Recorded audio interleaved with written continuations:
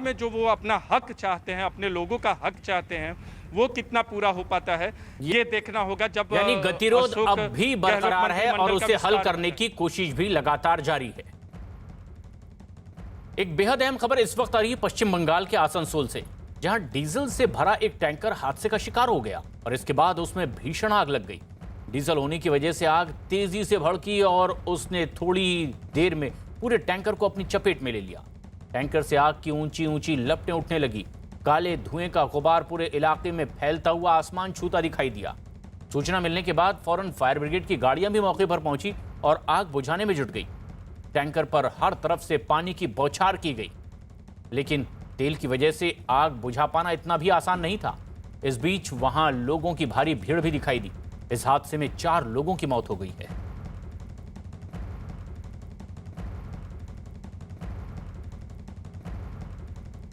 बाहर निकले तो पूरा धुआं धुआं करके पूरा आग लगा हुआ था। 2 गाड़ी आपस में टकरा गई थी। उसमें तो एक आदमी को पहले निकाला गया, उसको बाहर में रखा गया, वो थोड़ा जिंदा था। पुलिस निकाल करके बाहर जब रखी, उसी समय फिर ब्लास्ट हुआ तो पुलिस भी गाड़ी छोड़कर साइड हो गई, क्योंकि आग पूरा लगी हुई थी। इसके बाद में फिर उसको घींच करके किसी तरह से हॉस्पिटल भेजा गया। आसनसोल की ये तस्वीरें हैं, जहां डीजल से भरे टैंकर में भीषण आग लगी हादसे के बाद, और देखते ही देखते इस आग ने पूरे टैंकर को अपनी चपेट में ले लिया। 4 लोगों की इस हादसे में मौत हो गई है। दमकल विभाग की गाड़ियां मौके पर पहुंची और लगातार आग बुझाने की कोशिश की गई। आशिका हमारी सहयोगी फोन लाइन पर मौजूद हैं ज्यादा जानकारी के साथ। आशिका, क्या ताजा अपडेट है इस हादसे के बारे में? देखिए, फिलहाल तो पुलिस जो है छानबीन कर रही है, पता लगाने की कोशिश कर रही है कि क्यों और कैसे ये घटना हुई। हालांकि प्राथमिक तौर पर जो बताया जा रहा है कि कल्ला मोड़ के पास ये घटना हुई है, जब ट्रक चालक वहां से तेज गति से ट्रक को ले जा रहा था। 2 मछुआरे रास्ते में आए, जिनको बचाने के लिए गाड़ी को मोड़ा है और दूसरे लेन में गाड़ी जाकर के तेज रफ्तार गति से इस टैंकर से टकरा गई है। मिनटों के भीतर जो है तेज आवाज हुई और मिनटों के भीतर दोनों ही गाड़ियां जल गई और 3 लोगों की मौत हादसे में हुई है। प्रशांत, 3 लोगों की इसमें मौत और अब आगे की तफ्तीश जारी।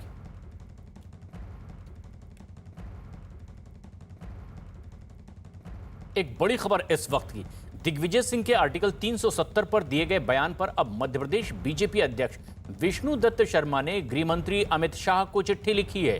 विष्णु दत्त शर्मा ने गृह मंत्री अमित शाह को चिट्ठी लिख करके दिग्विजय सिंह के खिलाफ एनआईए जांच करने की मांग की है। कल दिग्विजय सिंह का एक क्लब हाउस चैट का ऑडियो सामने आया था, जिसमें उन्होंने आर्टिकल 370 पर अपना बयान दिया था। दिग्विजय सिंह का ये ऑडियो क्लिप सामने आने के बाद विपक्ष ने उन्हें घेरना शुरू कर दिया। हालांकि कांग्रेस के ज्यादातर नेताओं ने और पार्टी ने दिग्विजय सिंह के इस बयान से पल्ला झाड़ लिया और उनका निजी विचार इसे करार दिया है। नीरज हमारे सहयोगी हमसे सीधे जुड़ रहे हैं।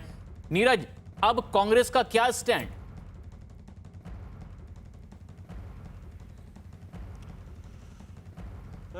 प्रशांत, दिग्विजय सिंह के बयान पे कांग्रेस का वही स्टैंड है जो कांग्रेस वर्किंग कमेटी के प्रस्ताव का है, जिसमें सरकार के धारा 370 हटाने के फैसले की आलोचना की गई थी, गलत बताया गया था, लेकिन रीस्टोर किया जाएगा धारा 370 को, इस बारे में कोई भी बात उस प्रस्ताव में नहीं कही गई थी। और उसके बाद तो गुलाम नबी आज़ाद ने भी साफ कहा है कि अब जम्मू कश्मीर में आगे देखने की बात है, न कि पीछे की, यानी धारा 370 को हटाने का कोई मसला नहीं है। तो ऐसे में कांग्रेस की सरकार आएगी और कांग्रेस पार्टी का आधिकारिक बयान ये नहीं कहता कि धारा 370 को रिस्टोर किया जाएगा, लेकिन दिग्विजय सिंहों के बयान, या इससे पहले आपको याद होगा कि पी चिदम्बरम का बयान था, उससे कहीं ना कहीं पार्टी की किरकिरी होती है, पार्टी मुश्किलों में घिरती है और उसे अपने नेताओं के बयान का बचाव करना मुश्किल होता है। लेकिन कल कांग्रेस पार्टी ने आधिकारिक तौर पे नसीहत दी है तमाम वरिष्ठ नेताओं को कि पार्टी का जो पक्ष है उसी को रखे, धारा 370 पे पुनर्विचार किया जाएगा या उसकी वापसी की जाएगी, इस बारे में कांग्रेस का पक्ष नहीं है, जो कि कांग्रेस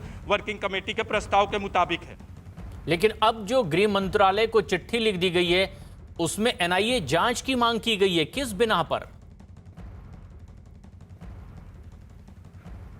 देखिए, भारतीय जनता पार्टी के नेता हैं, उन्होंने ये मांग की है और इस पूरे मसले को राजनीतिक तौर पे भी तूल देने की कोशिश है और गृह मंत्रालय और गृह मंत्री को उन्होंने पत्र लिखा है।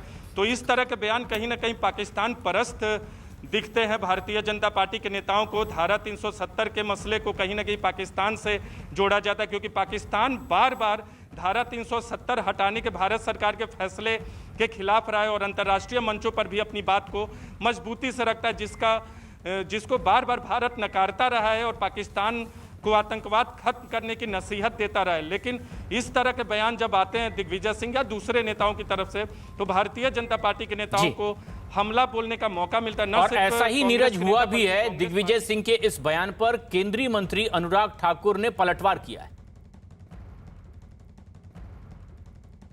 कांग्रेस का चेहरा एक बार फिर बेनकाब हुआ है। कांग्रेस की नीति, कांग्रेस को लेकर नीयत कैसी थी वो भी सामने आई है।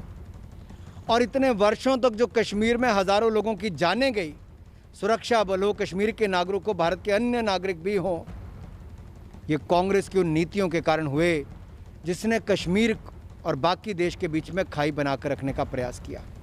मोदी सरकार ने आकर अनुच्छेद 370-35 से मुक्ति दिलाई थी। कश्मीर में जो आतंकवादी घटनाएं थी वो भी कम हुई।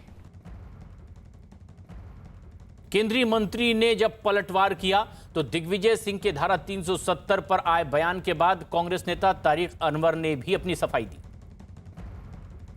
370 के हटाने का जब फैसला लिया था और जिस ढंग से जो प्रक्रिया अपनाई थी, उसका विरोध कांग्रेस ने पार्लियामेंट में भी किया, बाहर भी किया था। और दिग्विजय सिंह जी का जो बयान है वो यही है, उन्होंने विड्रॉ करने की बात नहीं कही, उन्होंने कहा है कि इस पर पुनः विचार किया जाएगा। तो हमारा कांग्रेस का जो स्टैंड है, जो 2019 में था वो आज भी है, उसमें कोई अंतर नहीं आया। मनोज शर्मा हमारे सहयोगी भोपाल से सीधे हमसे जुड़ रहे हैं फोनलाइन पर। मनोज, लेकिन पत्र लिख दिया गया गृह मंत्री को एनआईए जांच की मांग, लेकिन किस आशंका के मद्देनजर?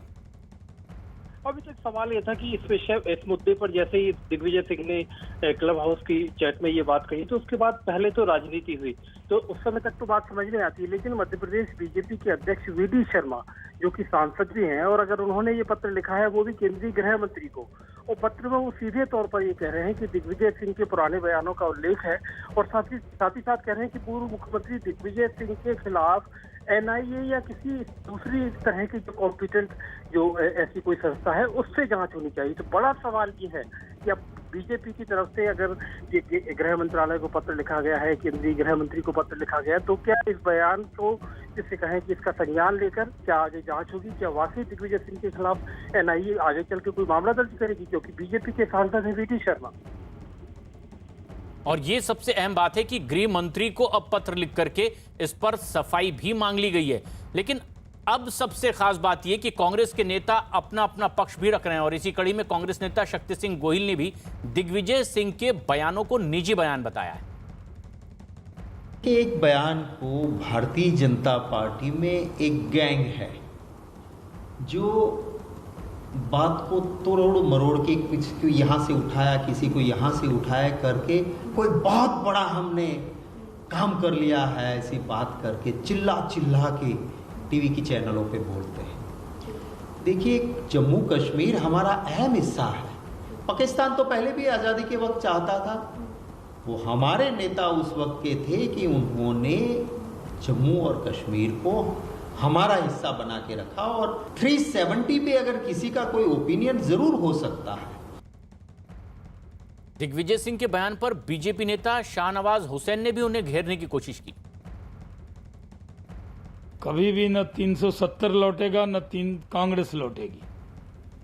370 का लौटना असंभव है, नामुमकिन है, और कांग्रेस का भी सत्ता में लौटना असंभव और नामुमकिन है। इसलिए कांग्रेसी कुछ भी वादा कर ले। क्या कह रहे हैं कांग्रेस के लोग? ये पाकिस्तानी न्यूज चैनल से कैसा प्यार हो गया है। हिंदुस्तान में अलग भाषा और पाकिस्तानियों से जबान में सिंपैथी चाहते हैं पाकिस्तान के लोगों का। 370 पर दिग्विजय सिंह के बयान के बाद केंद्रीय संस्कृति मंत्री प्रहलाद पटेल ने भी उन पर निशाना साधा। कई बार बहुत तकलीफ होती है। वो मध्य प्रदेश के मुख्यमंत्री रहे हैं, कांग्रेस के नेता हैं। संदेह ये होता है कि ये राजनीति नहीं है, ये षड्यंत्र है। और मैं ये मानता हूँ कि हमारी कही हुई किसी बात से हमारे दुश्मन देश को अगर फायदा होता है, इससे बड़ा कोई दुर्भाग्य नहीं हो सकता है। कारण दिग्विजय सिंह जी बताएंगे, उनकी पार्टी के लोग बताएंगे। धारा 370 का जहाँ तक सवाल है, धारा 370 हटना इस देश के लिए शुभ संकेत है।